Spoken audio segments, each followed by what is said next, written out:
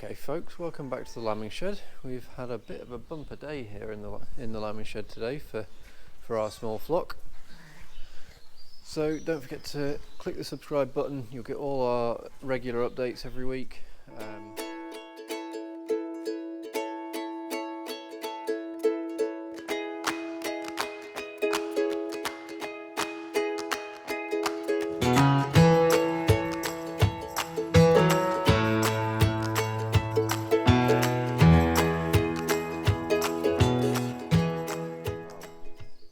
Right, so bit of a bumper day today.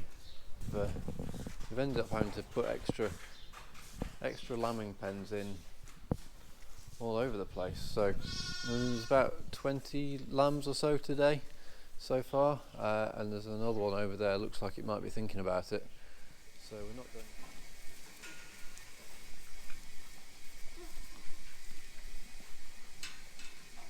Right, I'm going to intervene here. You're being a bit brain dead, aren't you?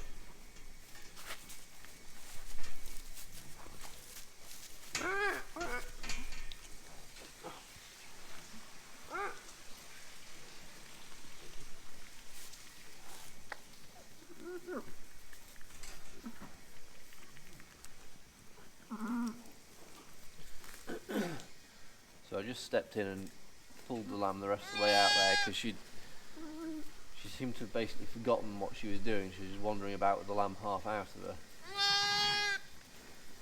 And while that's not necessarily a problem while the umbilical cord's still attached, she's obviously swinging it round, bashing its head on the bars, and it's very easy for the umbilical cord to break while the lamb's still halfway out, and then of course the lamb's got no way of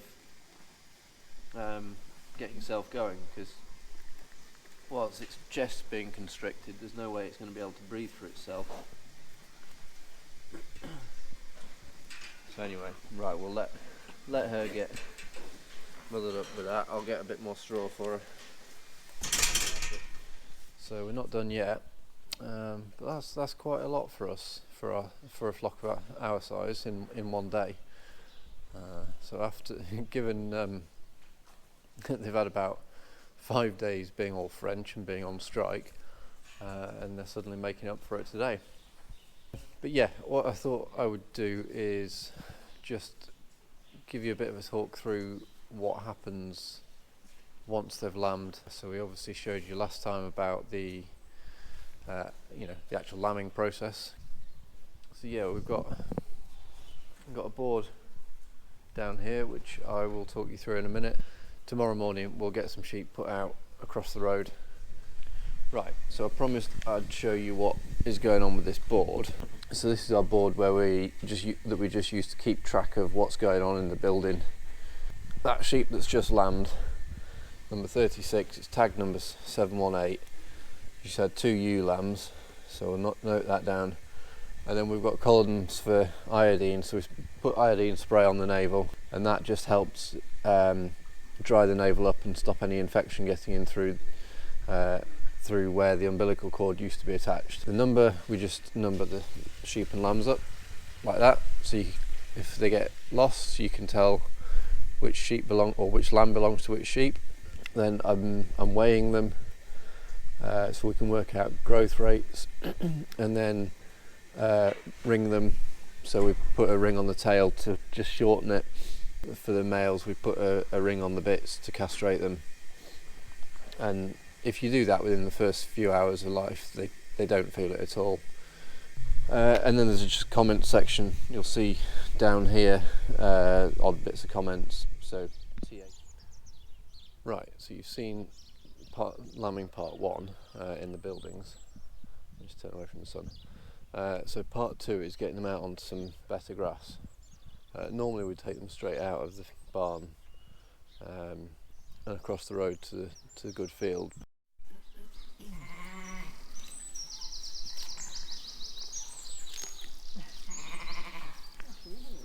Go on, you.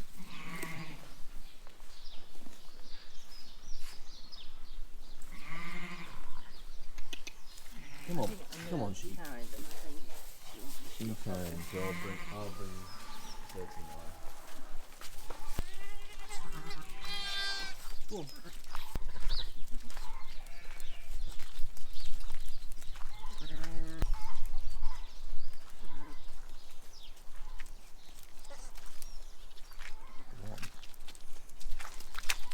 You sit, come on.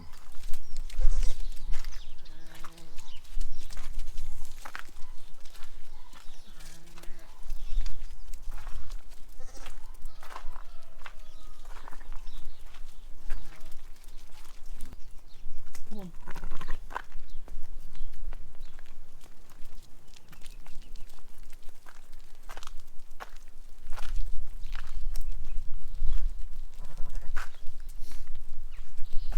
Come on, you go. These two sheep, so we've got one that's a triplet and one that's a double that's not got a lot of milk. So they've just been in this field while we keep an eye on them.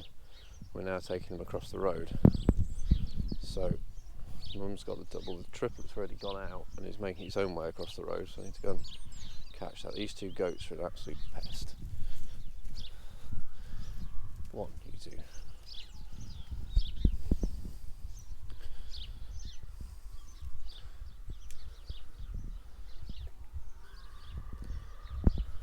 Go on, number 21, you go out.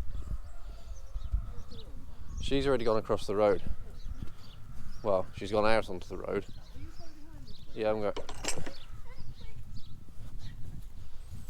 Go on. Go on.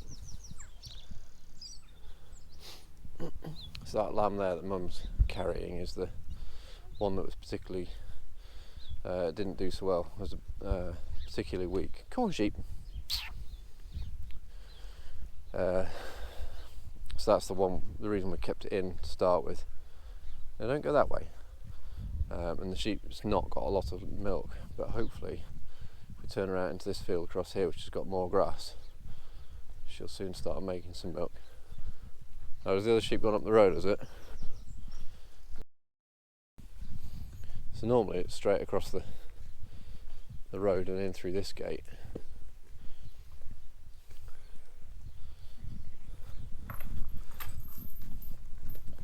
Go on.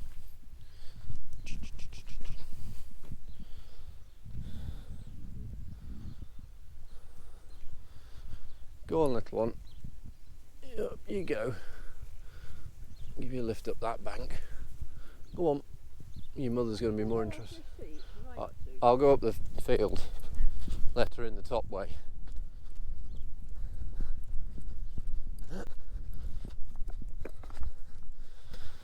Come on, sheep, come in here. Right, so she's had to go in here. Come on, sheepy, let's go back across the road.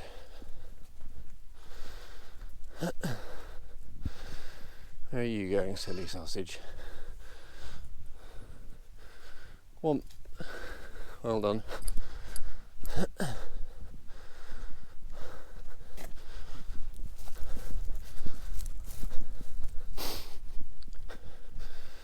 Go on, in there.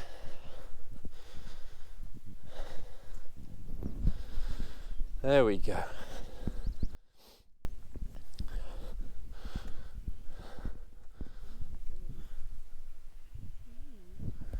What do you have to?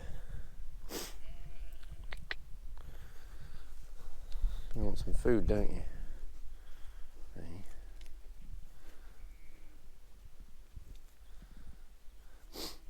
You're a nice friendly sheep, aren't you? There's only one Kerry Hills lamb. Yeah. No, two. Have you gone and forgot where you put your lambs now?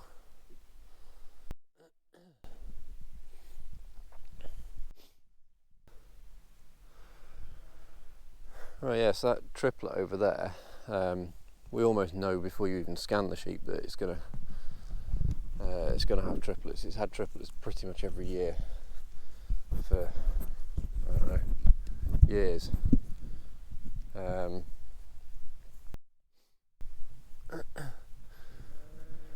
But it's never really has huge amounts of milk, so What did you say? Well, that's what I'm just checking. I think it is. Yes, and in the past we've quite often ended up taking a lamb off her, but she seems to be doing them a bit better this year. And hopefully with this nice bit of grass, she should do okay with them. Just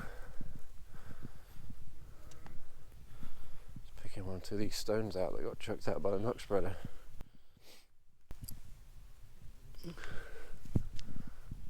You can see these areas here, can't you? This is these slightly bare patches. That's where the badgers scratched it up all across this side of the field over winter. They've properly scratched it about. Yeah, just a bit of wool. Always worth checking. So yeah, we've put these two sheep across the road.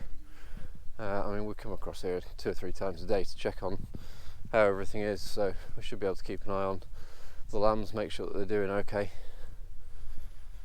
And then once they're a little bit older, in a couple of weeks, they can go back across to some other grazing. We've got some grazing over that side of the valley over there. But just while they're young, it's as well to keep them close to home. More stones.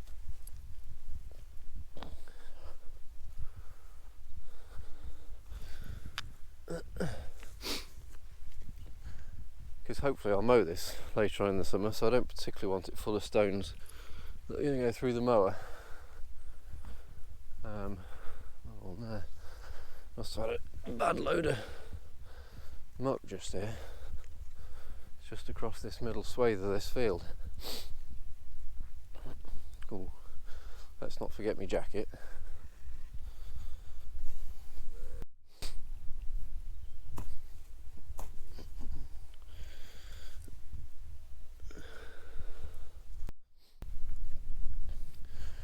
So yeah, that's kind of part 2 of lambing. Once they're actually born and up and going and well mothered up with the sheep, they can go out and be a bit more independent at that point. But obviously they're close enough to home that we can keep an eye on them until they're properly older and stronger. That's that triplet.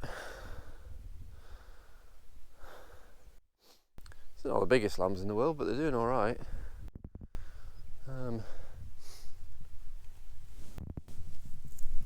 Get my jacket.